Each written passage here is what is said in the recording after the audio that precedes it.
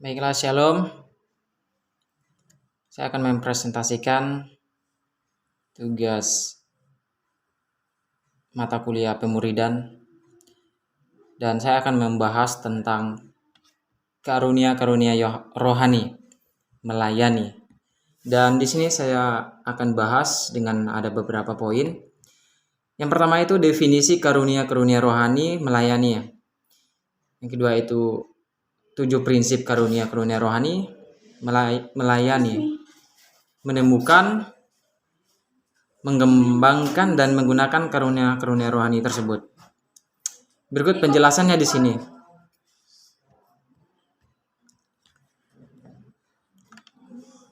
Dan dari yang sudah kami pelajari yaitu definisi karunia rohani ialah sebagai kemampuan khusus yang diberikan kepada orang-orang percaya oleh Roh Kudus untuk memuliakan Kristus dan membangun gerejanya. Dan berdasarkan definisi tersebut ialah itu dibagi menjadi 3. Yang dimaksud di sini yang pertama, karunia rohani itu merupakan kemampuan khusus. Jadi artinya di sini adalah kemampuan khusus ini tidak sama dengan talenta ataupun kemampuan alami yang dibawa setiap orang sejak lahirnya. Sebagai contohnya di sini ada yang dapat menyanyi atau belajar memainkan alat musik dengan baik. Ada yang pandai melukis dan lain sebagainya. Dan Tuhan memberikan kemampuan-kemampuan ini tetapi bukan termasuk dalam karunia rohani. Yang bisa dikatakan termasuk ialah ketika kemampuan tersebut digunakan untuk melayani Tuhan. Dan yang kedua itu karunia rohani adalah pemberian Tuhan. Jadi artinya di sini karunia rohani tidak diperoleh karena pekerjaan yang baik, punya talenta atau kemampuan alamiah. Karunia rohani merupakan pemberian dari Tuhan. Tidak mungkin seseorang mendapatkan melalui kerja keras atau memperolehnya karena layak ataupun mempelajarinya dari buku-buku. Jadi maksudnya di sini ialah karunia rohani memang benar-benar dari Tuhan itu sendiri, dan kita mendapatkan karunia tersebut itu secara cuma-cuma, begitu maksudnya. Dan tinggal kita menyadari itu adalah karunia dari Tuhan, dan hanya saja kita harus kembangkan dan lebih mendalami lagi. Terus yang ketiga, karunia rohani adalah untuk memuliakan Kristus dan membangun gerejanya. Artinya karunia rohani harus digunakan dalam pelayanan, memuliakan Kristus dan menolong gereja untuk bertumbuh, bukan untuk dipamer-pamerkan, begitu maksudnya. Jadi di sini sudah jelas dikatakan karunia rohani untuk memuliakan Kristus dan membangun gereja. Setelah itu di sini saya juga ada menyediakan daftar karunia rohani. Itu terdapat dalam beberapa ayat-ayat memuat daftar karunia rohani yang Tuhan berikan kepada gereja, yaitu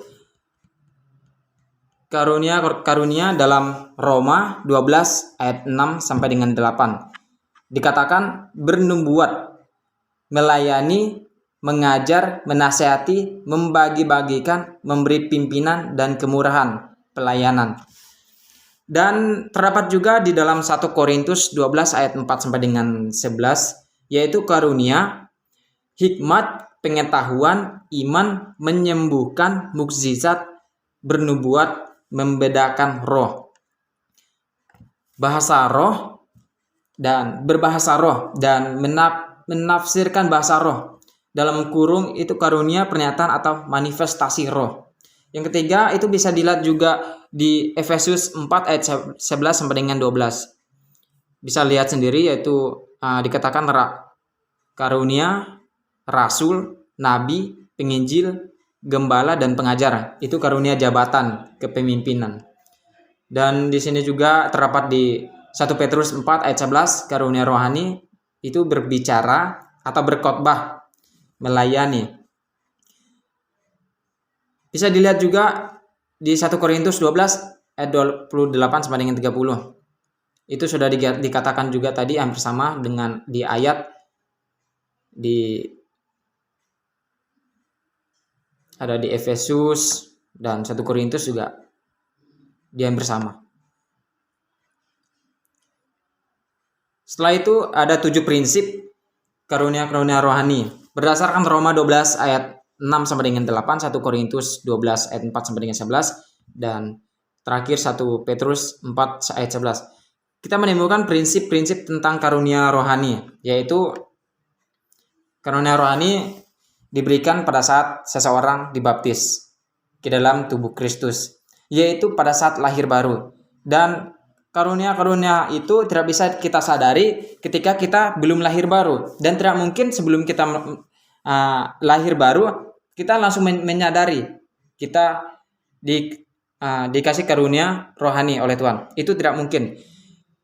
Seseorang bisa menyadari dan bisa menggunakan karunia rohani itu ketika dia sudah mengalami lahir baru. Begitu. Di sini juga dikatakan karunia rohani berupa karunia jabatan kepemimpinan yang diberikan untuk memperlengkapi orang percaya untuk melakukan pekerjaan pelayanan. Bukan berarti pemimpin jadi urusan politik seperti misalnya jadi bupati dan gubernur misalnya. Tetapi di sini dimaksudkan ialah pekerjaan pelayanan. Pelayanan Tuhan itu sendiri. Bisa dilihat di Efesus 4 ayat 12. Dan yang ketiga diberikan kepada setiap orang percaya. Artinya setiap orang percaya mempunyai paling sedikit satu karunia rohani. Paling sedikit. Ya, jika itu sudah disadari atau Tuhan berikan 2 kemampuan, ya itu syukuri. Itu bisa juga dilihat di 1 Korintus 12 ayat 7.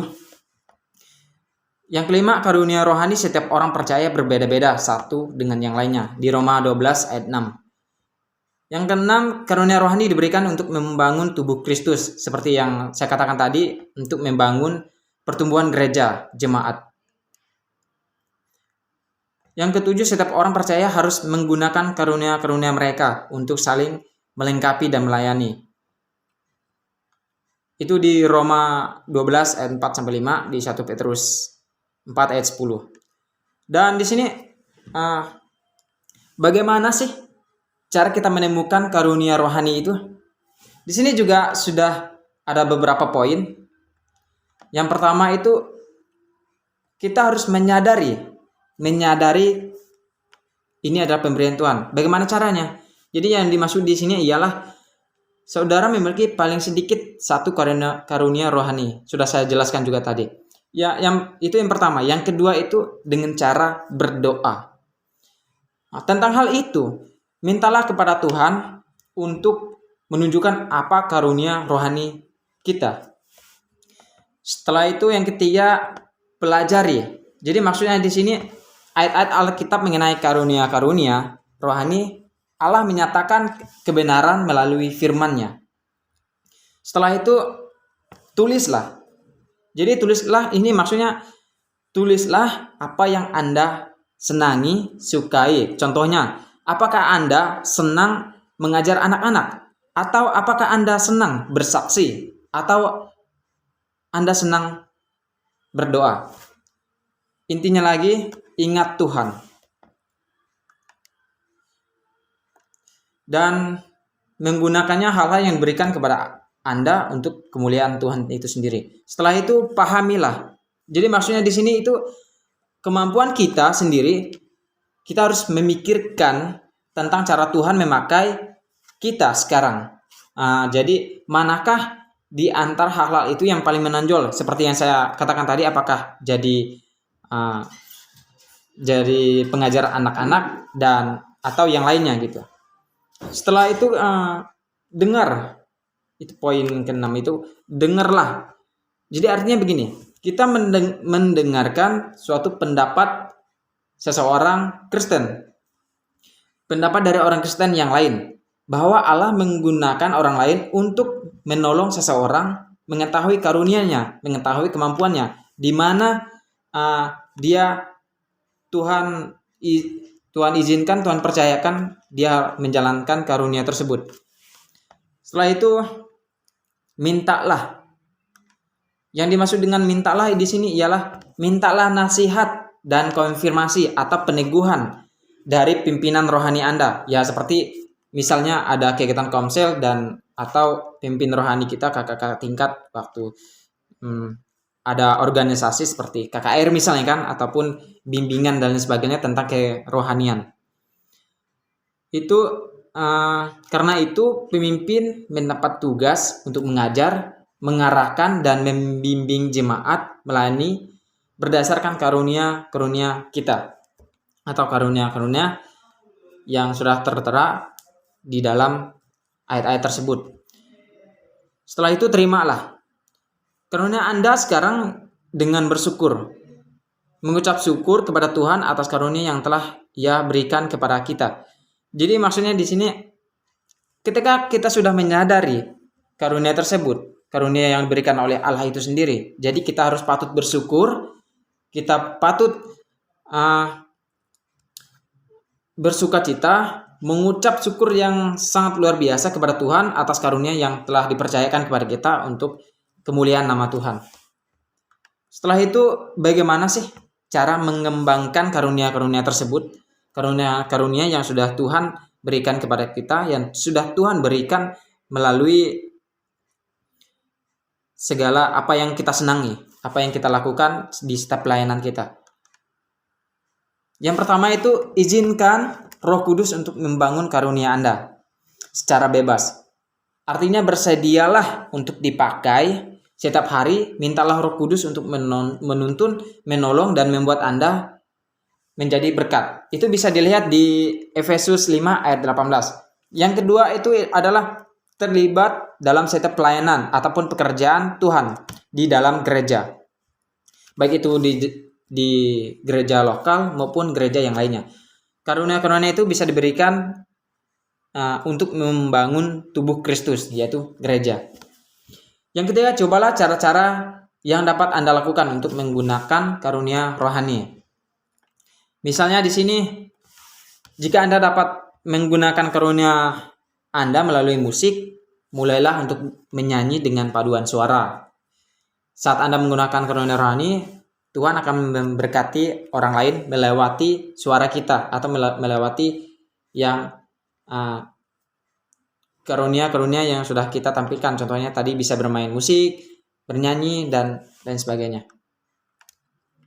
Setelah itu taat pada petunjuk dan pemimpin rohani Anda. Artinya di sini ialah belajarlah untuk taat, terutama dalam melaksanakan tugas-tugas yang dipercayakan pemimpin Anda dengan penuh tanggung jawab. Itu bisa dilihat di Ibrani 13 ayat 17. Yang terakhir itu ialah melayani dengan kasih.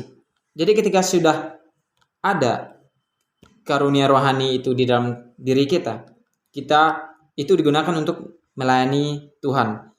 Melayani dengan kasih. Artinya begini, tunjukkanlah kasih Anda kepada Tuhan dengan penggunaan karunia yang sudah dimiliki.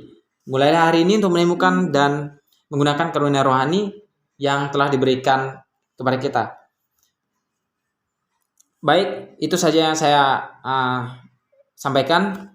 Sebagai kesimpulan, karunia rohani itu adalah karunia yang diberikan Tuhan dan dipercayakan kepada kita, dipercayakan kepada umat-umat Allah untuk melaksanakan tugas dan tujuan Tuhan di dunia. Sekian dari saya ucapkan terima kasih. Shalom.